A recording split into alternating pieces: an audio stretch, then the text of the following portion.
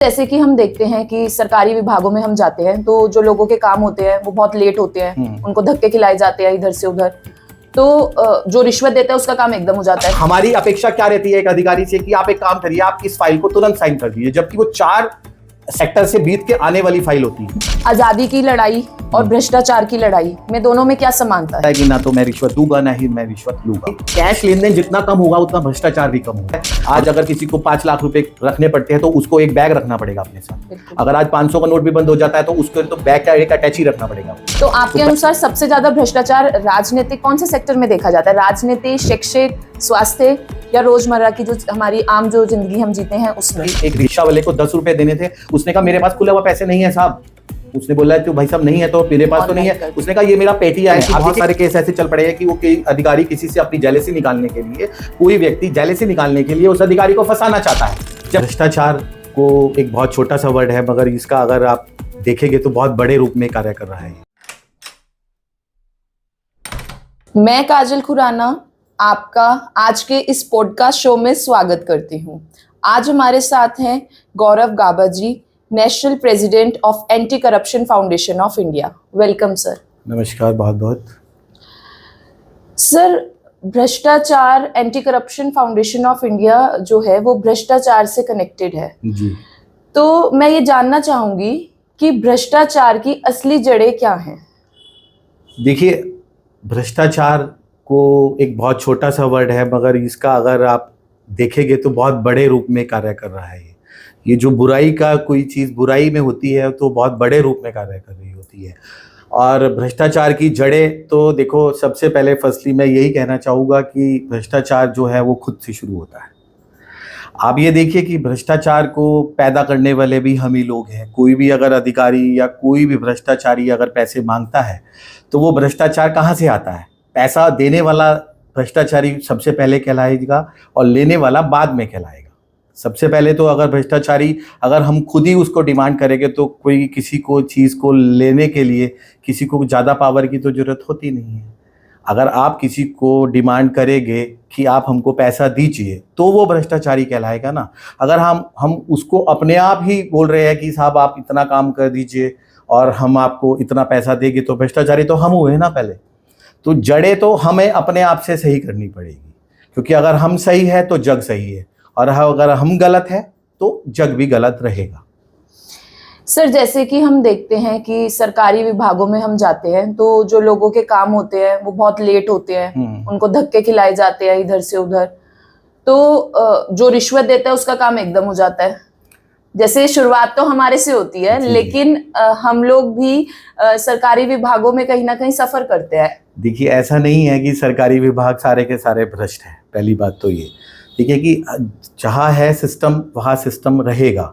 और कोई भी चीज़ के लिए अगर हमें अपना कार्य तय समय से पहले करा रहे हैं तो उसके लिए डिमांडिंग हमारी बढ़ेगी कि आप अगर किसी ऑफिसर की 20 फाइलें करने के लिए अगर उसकी कैपेसिटी है और हम उसको कहते हैं कि हमारी 40 फाइलें तू कर दे, तो देखो ऑफिसर तो उसके एवज में कुछ ना कुछ तो डिमांड करेगा ना। हमें अपना कार्य जल्दी कराना है, ठीक है ना। अगर हमें अपना कार्य जल्दी कराना है और हम उसके लिए भ्रष्टाचार अपना खुद ही पैदा कर रहे हैं तो उसमें गलती तो सिर्फ हमारी है ना।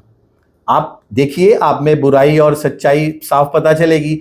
ऐसा नहीं है कि कोई भी कार्य बिना रिश्वत के नहीं होता। आज जिन जिन लोगों को हमने अवेयर किया है वो कोई भी आदमी भ्रष्टाचार से पीड़ित नहीं है। सभी बोलते हैं कि आपने हमारे को अपने साथ जोड़कर इतना बड़ा हमारे पे किया कि हमने कोई भी काम कराना होता है तो हम ना तो रिश्वत देते और ना ही रिश्वत किसी को बोलते कि रिश्वत से काम कराइए।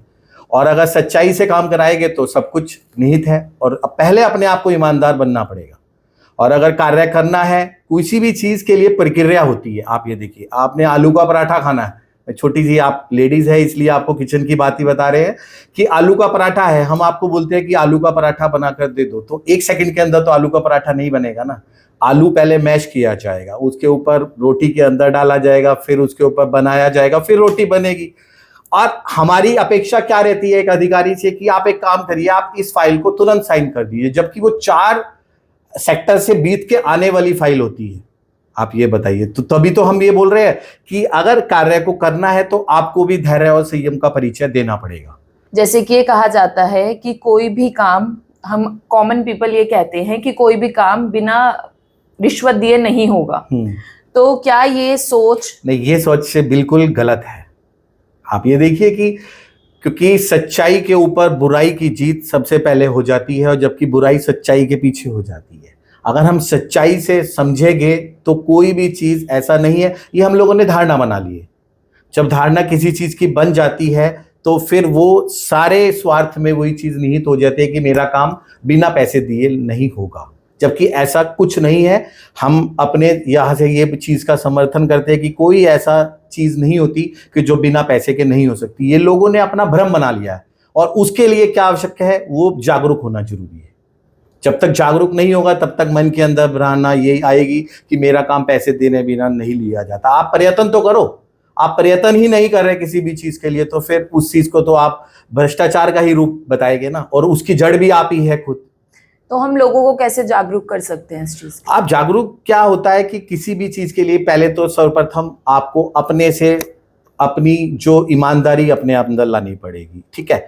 दूसरा, अपने आप को ऐसा दिखाना पड़ेगा कि ना तो हम रिश्वत देंगे ना ही रिश्वत लेंगे, ठीक है।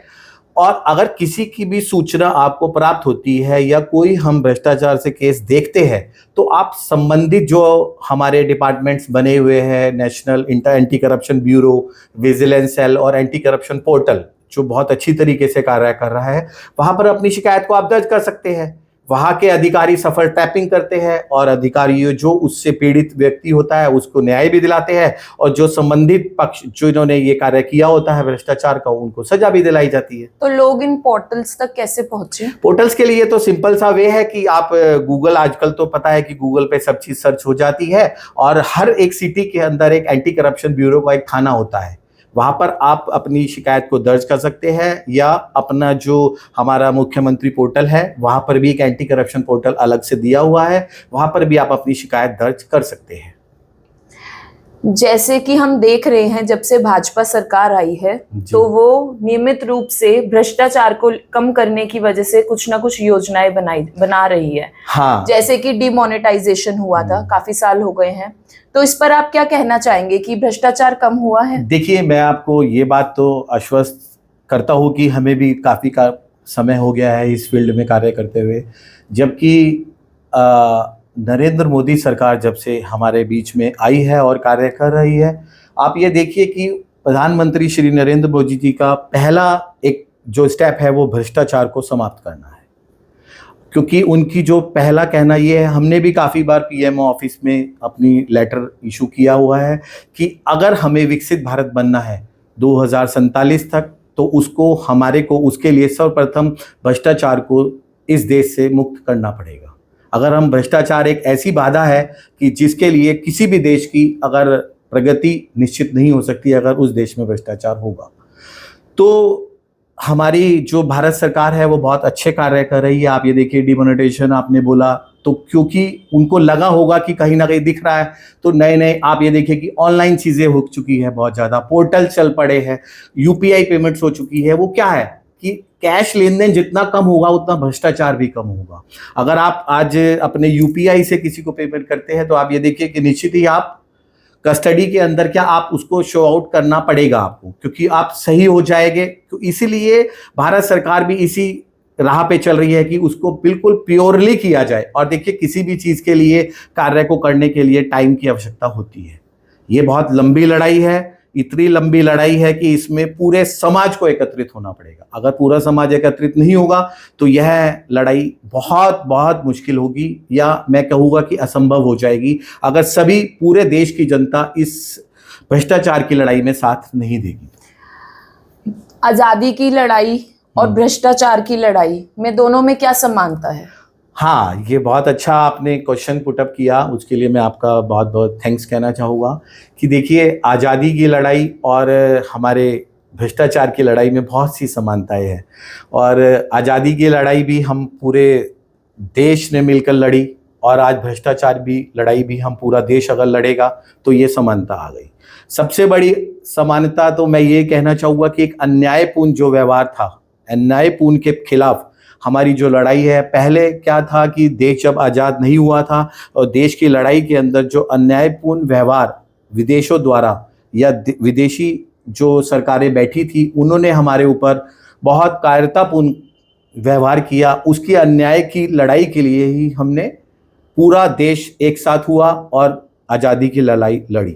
आज हम उसी प्रकल्प में ये वाला कार्य कर रहे हैं कि आज हम अगर पूरा देश एकत्रित होगा तो आज हमारे जो मौलिक अधिकार है हम उसके प्रति जो हमारा जो व्यवहार गलत हो रहा है अधिकारियों का समझ लीजिए या हमारा उसके ऊपर हमारा शोषण हो रहा है तो उसके ऊपर अगर हम सारे के सब लोग इकट्ठे हो जाएंगे तो वो भी लड़ाई हमारी एक समानता की रहेगी। और दूसरी समानता रहेगी कि उस समय बलिदान की व्यवस्था, बलिदान का त्याग की बहुत भावना होती थी कि अगर त्याग बहुत लोगों ने, हमारी जनता ने अपने प्राणों की जो अपनी बलिदान था वो दिया, उसी तरह आज हमको अपने निजी स्वार्थों का त्याग देना पड़ेगा, तभी ये भ्रष्टाचार पर हम रोक लगा सकते हैं, है ना। और उसमें भी एक बार अगर पूरा देश अगर एकत्रित नहीं हो सकता तो आपको पता है कि कोई भी देश के लिए अगर पूरा देश एकत्रित नहीं है तो वहाँ की स्वतंत्रता निश्चित नहीं हो सकती। इसी तरह आज हम भ्रष्टाचार की लड़ाई में भी अगर एक मत से कार्य नहीं करेंगे तो हम कार्य को, भ्रष्टाचार को खत्म नहीं कर सकते। और चौथा, और मैं बहुत सारे हैं ऐसे, तो मगर मैं एक आपको ये वाला पुटअप कर रहा हूँ कि भ्रष्टाचार जो है एक सिस्टमेटिकल, किसी भी देश के लिए जो लड़ाई होती है वो हमारे देश के चिंतन के लिए होती है। अगर स्वतंत्र किसी देश को करना है तो उसके पीछे एक लॉजिक होता है कि यह राष्ट्र संपन्न बने। हमने राष्ट्र को तो संपन्न बना लिया, अब उसके बाद आई भ्रष्टाचार की लड़ाई। भ्रष्टाचार की लड़ाई के लिए हमारे को ऐसी व्यवस्था करनी है कि हमारा देश न्यायपूर्ण बने और हमारा देश विकसित राष्ट्र बने। तो वो हम कैसे करें? Anti corruption foundation of India का क्या रोल रहता है लोगों को जागरूक हाँ, करने? मैं anti corruption foundation of India का रोल ये रहता है कि हम समय समय पर स्कूल्स, कॉलेज जितने भी हैं और जितने भी सरकारी विभाग से वहाँ पर डे बाय डे एक सेमिनार्स करते हैं। उसमें हम सेंट्रल विजिलेंस कमीशन द्वारा जो एक सत्यनिष्ठा की शपथ होती है उसमें लिखा जाता है कि ना तो मैं रिश्वत दूंगा ना ही मैं रिश्वत लूँगा, सबसे बड़ा पहला पॉइंट होता है। मगर बहुत से सरकारी विभाग में जब ये बोला जाता है तो कहीं ना कहीं हमारा कहना ये होता है कि 100 में से 2 लोग तो इस बात को समझेंगे। बिल्कुल। जब तक हम जागरूक ही नहीं करेंगे किसी को तो क्या पता चलेगा कि क्या जागरूकता है क्या नहीं है। अच्छा, किसी के साथ अगर कभी गलत हो जाता है तो बहुत बार ये चीज सुनने के लिए मिली है, अरे पूरा का पूरा सिस्टम ही मिला हुआ है, वो पूरा हमने का पूरा सिस्टम मैंने ही आपको खराब पहले है। क्या बताया, वो सोच हमने बना ली। हमें अपनी सोच को बदलना पड़ेगा, हमको पहले पॉजिटिव बनना पड़ेगा। जब तक हम पॉजिटिव नहीं बनेंगे तब तक हम नकारात्मकता के ऊपर चले जाएंगे। आप देखिए कि वो बोला जाता है ना कि अगर 100 लोग सही है और 1 लोग गलत आ गया तो वो 100 लोगों को खराब कर देता है। पॉजिटिविटी, निगेटिविटी कितनी भारी हो जाती है आप ये देखिए। इसीलिए हमको पॉजिटिव रहना है। हमको ये पता है कि नहीं यार ऐसा नहीं है, आप गलत हो। जब आप दूसरे के सामने ये बात बोलेंगे कि आप गलत है तो वो कहीं ना कहीं वो सोचेगा ये चीज के लिए कि नहीं यार ये मुझे क्यों कह रहे हैं गलत है, कहीं ना कहीं मेरे में कुछ कमी होगी तभी गलत कह रहे हैं। इसलिए हमको अपनी सोच को बदलना पड़ेगा। अगर हम सोच अपनी ठीक करेंगे तो सब कुछ ठीक होने के लिए कैपेबल है। और इसी तरह सभी को सोच बदलनी पड़ेगी। ऐसा नहीं है कि हमारे एक के सोचने से भ्रष्टाचार खत्म कर दिया जाएगा, ऐसा नहीं है।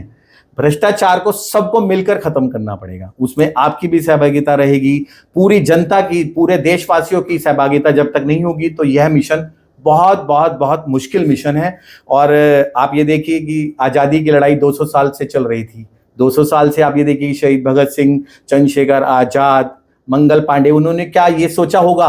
लोगों ने उनको भी बोला होगा कि अरे तुम क्या किस चक्कर में पड़ रहे हो, आज इतना देश, आज 200 साल से आजाद नहीं हुआ तो अब देश आजाद हो जाएगा क्या? मगर उन्होंने अपनी सोच को रखा, सोच को कायम रखा। इसीलिए वो आज हम जो आज हम सांस ले रहे हैं वो सिर्फ हमारे जो क्रांतिकारी है उन्हीं की वजह से ले रहे हैं। आप ये खुद देखिए। इसके लिए सोच आपको पॉजिटिव रखनी पड़ेगी। तो आपको क्या लगता है, जैसे डिमोनेटाइजेशन हुआ था तो उससे भ्रष्टाचार कम हुआ है? हाँ, ये देखिए कोई भी डिमोनेटाइजेशन अगर हुआ है तो कुछ ना कुछ तो सरकारी व्यवस्थाएं, योजनाओं के आधार पे किया गया होगा। आज हमारे प्रधानमंत्री श्री नरेंद्र मोदी जी का अगर ये कोई आदेश हुआ है या आदेश हुआ था तो कुछ ना कुछ तो उनकी पॉजिटिव सोच का एक बहुत अच्छा रूप है कि आज हम बड़े नोटों से छुटकारा हमारे को मिल गया। आप ये देखिए, पहले क्या होता था कि अगर भ्रष्टाचार बहुत पहले 2000 का भी नोट चलता था, पहले 1000 का भी नोट चलता था। आप देखिए डिमोनेटाइजेशन हुआ है फर्क पड़ा है। आज अगर किसी को 5 लाख रुपए रखने पड़ते हैं तो उसको एक बैग रखना पड़ेगा अपने साथ। अगर आज 500 का नोट भी बंद हो जाता है तो उसको तो बैग क्या एक अटैची रखना पड़ेगा अपने पास। तो कहीं ना कहीं एक सिस्टम घूमेगा। आप ये देखिए कि आज एक सब्जी वाला भी यूपीआई करने के लिए बैठता है। आज उस दिन कोई मुझे बता रहा था कि एक रिक्शा वाले को 10 रुपए देने थे, उसने कहा मेरे पास खुला हुआ पैसे नहीं है साहब। उसने बोला तो भाई साहब नहीं है तो मेरे पास तो नहीं है। उसने कहा ये मेरा पेटीएम है। आप देखिए कितना एक पॉजिटिविटी आई है। तो ये अवेयर किया गया है ना। यूपीआई तो बन के तो नहीं आ गया ना एक रिक्शे वाले के हाथ में। यूपीआई बताया गया रिक्शे वाले को, एक सब्जी वाले को, एक ठेले वाले को बताया गया कि आप अपने यूपीआई से पेमेंट दीजिए और आपके सीधा एक तो सबसे बचत आपको एक पेज जो जेब में पैसा रखने से बचेंगे आप, एक आपको चोरी होने से बचेंगे। बहुत सारी चीजें हैं, बहुत सारे फैक्टर्स हैं। तो कहीं ना कहीं डिमोनेटाइजेशन जो हुआ है वो अच्छा हुआ है। आपके अनुसार जैसे आपके सामने बहुत सारे केसेस आते होंगे भ्रष्टाचार को लेके, तो आपके अनुसार सबसे ज्यादा भ्रष्टाचार राजनीतिक कौन से सेक्टर में देखा जाता है? राजनीति, शैक्षिक, स्वास्थ्य या रोजमर्रा की जो हमारी आम जो जिंदगी हम जीते हैं उसमें? देखिए भ्रष्टाचार तो एक ऐसी चीज है कि आपने मुझे इतने सारे सेक्टर्स बोले तो इसमें देखा जाए तो सभी में ही भ्रष्टाचार है। अब मैं किसी की तुलना कि अगर राजनीति में, स्वास्थ्य में, शिक्षा में, इसमें तुलना करना बहुत मुश्किल है। उसके लिए देखिए और एक चीज और है कि सभी अधिकारी भ्रष्ट नहीं है। आप ये देखिए हमारे कैंपेन होते हैं, हम सत्यनिष्ठा की जब शपथ दिलवाते हैं तो कई लोग हमारे पास आते हैं कि साहब उन्होंने तो हमारे काम बिना कुछ, उन्होंने हमारे को काम को पैसे भी नहीं मांगे और हमारा कार्य को कर दिया गया। तो आप उसको क्या कहेंगे? उसको तो नहीं भ्रष्ट कह सकते ना।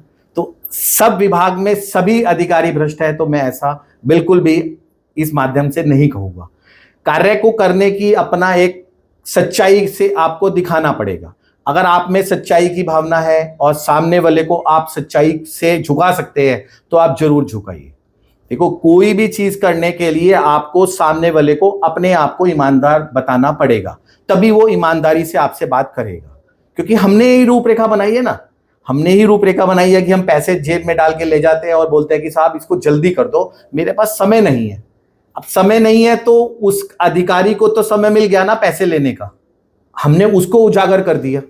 लेकिन हर सेक्टर में कुछ अधिकारी ऐसे भी होते हैं जो पैसे मना कर देते हैं कि नहीं हम नहीं लेंगे। मैं वही तो बोल रहा हूं ना कि जो सच्चे लोग होते हैं, जो ईमानदारी से कार्य कर रहे हैं, वो ऐसे ही लोग हैं। हम उनको डे बाय डे हम उनको प्रशस्ति पत्र देते हैं। एक नए जो एक प्लेटफॉर्म है हमारा, हम उनको प्रशासनिक अधिकारी के साथ उनको प्रशस्ति पत्र देते हैं कि ऐसे लोगों की हमारे को जरूरत है। क्योंकि अगर ऐसे अधिकारी हमारे साथ रहेंगे तो हमारी जनता का जो स्वभाव है वो भी अच्छा होगा और उनमें जागरूकता भी आएगी कि हमारे पास ऐसे अधिकारी है जो कार्य को बहुत अच्छे से करने के लिए कैपेबल है।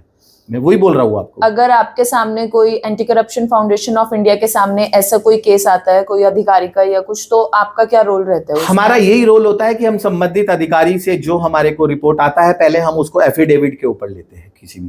क्योंकि आजकल क्या होता है कि बहुत सारे केस ऐसे चल पड़े हैं कि वो अधिकारी किसी से अपनी जेलेसी निकालने के लिए, कोई व्यक्ति जेलेसी निकालने के लिए उस अधिकारी को फंसाना चाहता है, जबकि उस अधिकारी के बारे में हमको कोई भी रिपोर्ट ऐसी नहीं मिली होती।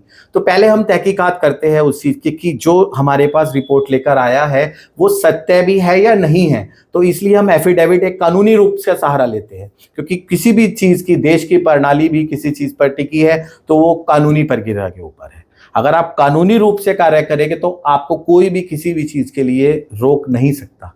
अगर आपको कानून का पालन नहीं करना तो फिर तो आप जो मर्जी कर लीजिए, मगर हमारा कहना यही होता है कि सभी को कानून का पालन करना चाहिए। और देखो कानून का पालन करेंगे तो सामने वाला अधिकारी को भी पता होता है कि ये कानून जानता है, तो वो भ्रष्टाचार क्यों करेगा। जब उसके बारे में जब हम डिमांड ही पैसों की करेंगे तो वो तो यही समझेगा ना कि इसको कानून का पता ही नहीं, इसीलिए हमें अवेयर नहीं है। अगर हमें कानूनों का पालन पता है कि हमारे को अवेयर का पता है कि हमको कहाँ सूचना देनी है, कहाँ हमको शिकायत करनी है, कौन से पोर्टल पर डालना है, तो हम जब अवेयर होंगे तो हम सामने वाले अधिकारी से भी उसी वे में बात करेंगे। और अगर हम सीधा ही पैसे लेकर जाएंगे तो उसमें तो हम भ्रष्टाचारी हुए ना। पहले तो लेने देने वाला भ्रष्टाचारी है, बाद में हम कहते हैं कि लेने वाला भ्रष्टाचारी रहेगा। हमारी जो युवा पीढ़ी है वो कैसे सहयोग कर सकती है भ्रष्टाचार को खत्म करने में? हाँ, देखिए युवा पीढ़ी तो देखो आज हमारे नरेंद्र मोदी जी भी, प्रधानमंत्री श्री नरेंद्र मोदी जी भी यही कहते हैं कि अगर किसी देश को आगे लेके जाना है तो उसके लिए युवा पीढ़ी का अपने साथ होना बहुत अति आवश्यक है। और देखिए युवा के अंदर वो शक्ति होती है कि वो किसी को जागरूक कर भी सकता है और खुद भी जागरूक करने के लिए कैपेबल होता है। हमारा तात्पर्य यही आता है कि किसी भी युवा को अगर हम बताते हैं कि भ्रष्टाचार से कैसे लड़ना है, या उसको सेमिनार्स के अंदर बुलाया जाता है या उसको औथ दिलवाई जाती है, तो कहीं ना कहीं वो अपने समाज को भी जागरूक करेगा, क्योंकि युवा के अंदर इतनी शक्ति होती है कि वो बदलने की ताकत रखता है। अगर हम आज देश को अग्रसर लेकर जा रहे हैं तो उसमें युवा पीढ़ी का बहुत बड़ा योगदान है। इसलिए युवा पीढ़ी अगर हमारे साथ है तो ये हमारे लिए बहुत अच्छी बात है। और मैंने आपको बताया कि हमारे स्कूल्स कॉलेजों में लगातार पूरे, आज हमारा anti corruption foundation of India पूरे 16 राज्यों में काम कर रहा है और 16 राज्यों में हमारी टीम है। वो हमारे स्कूल सेमिनार जितने भी है, स्कूलों में बच्चे होते हैं जो 12th क्लास के हैं, बीएड कॉलेजेस है, वहाँ पर हम सेमिनार्स आयोजित करते हैं। वहाँ पे सेंट्रल विजिलेंस कमीशन की ओथ है, वो ओथ को हम दिलवाते हैं सभी बच्चों से। हम ये बोलते हैं कि वो बच्चों पे हम ओथ दिलवाएंगे तो वो अपने माँ बाप को जाकर बताएंगे। जब माँ बाप को जाकर बताएंगे कि मम्मा आज हमारे स्कूल्स में ऐसे अंकल आए थे और उन्होंने हमको ओथ दिलवाई, तो वो बच्चे कहीं ना कहीं एक लाइन तो बताएंगे ना कि मम्मा उनकी फर्स्ट लाइन ये थी, या पापा कि ना तो रिश्वत लो ना रिश्वत दो। तो कहीं ना कहीं अगर उनके परिवार में भी कोई भ्रष्टाचारी है तो कहीं ना कहीं वो भी अवेयर होगा। हमारा लॉजिक जो होता है वो स्कूल्स कॉलेजेस में ये कराने का, ये सिर्फ यही होता है कि वो मैसेज बहुत लंबी जाए, वो घरों तक जाए, क्योंकि सबसे पहला जो भ्रष्टाचारी है वो हम घर से ही शुरू होते हैं। आज जो सुबह अगर बच्चा नहीं उठता या बच्चे का एक मोरल एक बैठता है कि मुझे स्कूल जाना है, मगर उसकी माता ये कहती है कि नहीं बेटा, वो बच्चा कहता है कि नहीं बेटा माँ मैं नहीं जाऊँगा, बट उसकी माँ कहती है कि नहीं बेटा चला जा, वो कहता है नहीं जाऊँगा। उसकी माँ कहती है कि नहीं बेटा एक काम कर, मैं शाम को तेरे को आज ये दिलवा दूंगी, ठीक है। वो डिमांडिंग पावर बनी, वो बच्चा खड़ा हुआ, वो स्कूल चला गया, जबकि उसका मोरल जो एक राइट था वो जाना था, एक जो उसका एक वर्क था कि उसको जाना था। लेकिन हमने उसके मन के अंदर क्या रखा कि नहीं बेटा तू चला जा, हम तेरे को इसके एवज के अंदर कुछ दिलवा देंगे। अब उस बच्चा वो 2-3 दिन सही चलता रहा, 4 दिन सही चलता रहा, 5वें दिन फिर उसने यही काम किया। 5वें दिन फिर वो लेट गया कि उसने मम्मा ने कहा बेटा स्कूल जाना है, उसने कहा नहीं मम्मा मैं नहीं जाऊँगा। उसने कहा बेटा मैं चॉकलेट दे, कह रहे मम्मा मुझे चॉकलेट नहीं चाहिए। अब उसकी हमने क्या भ्रष्टाचारी किया, हम उसमें और उजागर हुए, नहीं बेटा एक काम कर, मैं ना तेरे को एक टॉय दिलवा दूंगी। अब टॉय दिलवाने के चक्कर में फिर वो खड़ा हुआ, वो डिमांडिंग बढ़ती बढ़ती बढ़ती बढ़ती, वो चैन ऐसी बनेगी तो वो जो प्रक्रिया थी वो उसके मन के अंदर भी उतर आई कि अगर मैं कोई कार्य नहीं कर रहा ना तो मुझे मम्मी मुझे सामान देती है, इसलिए मेरा अगर कोई कार्य नहीं करेगा तो मैं उसको डिमांडिंग पावर पैसे की दूंगा, किसी भी चीज की दूंगा, तो मेरा काम अवश्य हो जाएगा। तो इसलिए मैं सभी से यही वाली बात कहना चाहूँगा कि पारिवारिक सबसे पहले आप परिवार में अपने भ्रष्टाचार को खत्म करिए। पहले तो अपनी जो मोरल आपके वर्किंग है, आप मोरल वर्क को मोरल वर्क ही समझे, उसमें करप्शन बिल्कुल भी ना लाए। अगर ये चीज़ हम घर से स्टार्ट करेंगे तो निहित ही हम बहुत जल्दी भ्रष्टाचार के ऊपर हम जो कामयाबी है वो हासिल कर लेंगे। जैसे कि आज की हमारी बातचीत गौरव गाबा जी से थी, तो जैसे कि उन्होंने बताया कि भ्रष्टाचार की शुरुआत हमारे ही लोगों से होती है, एक आम आदमी से होती है। तो सबसे पहले हमें खुद को बदलना पड़ेगा, तभी भ्रष्टाचार खत्म हो सकता है, कम हो सकता है। Thank you sir. Thank you बहुत बहुत। और मैं आज आपका भी बहुत बहुत धन्यवाद करना चाहता हूँ कि आज हमारी काजल मैम ने बहुत अच्छा आज हमारे साथ एक ऐसा जो पॉइंट रखे कि जिससे कि पूरी जितनी भी पूरी जनता है हमारी वो त्रस्त है, और किसी भी चीज़ के लिए देश के लिए एक पहला मुद्दा अब यही बन चुका है कि भ्रष्टाचार को कैसे खत्म किया जाए।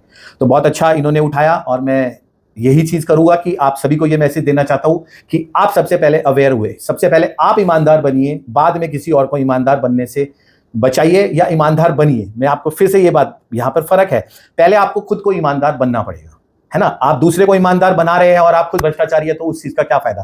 पहले आप खुद ईमानदार बनिए, फिर आप ईमानदारी दूसरे पर दिखाइए। तो इससे निहित ही कहीं ना कहीं हमारे में जागरूकता आएगी और हमारा देश बहुत सुदृढ़ देश बनेगा। और हम जो 2047 माननीय प्रधानमंत्री श्री नरेंद्र मोदी जी का सपना है कि 2047 तक हम विकसित भारत बनेंगे, और अगर यही चलता रहा कि अगर हम पूरा देश एकजुट होकर भ्रष्टाचार की लड़ाई में एक साथ इकट्ठा होता है, तो मैं आपको भरोसा दिलाता हूं कि 2047 बहुत जल्दी आ जाएगा और हमें पता भी नहीं चलेगा कि हम कब विकसित देश बन गए। बहुत बहुत धन्यवाद।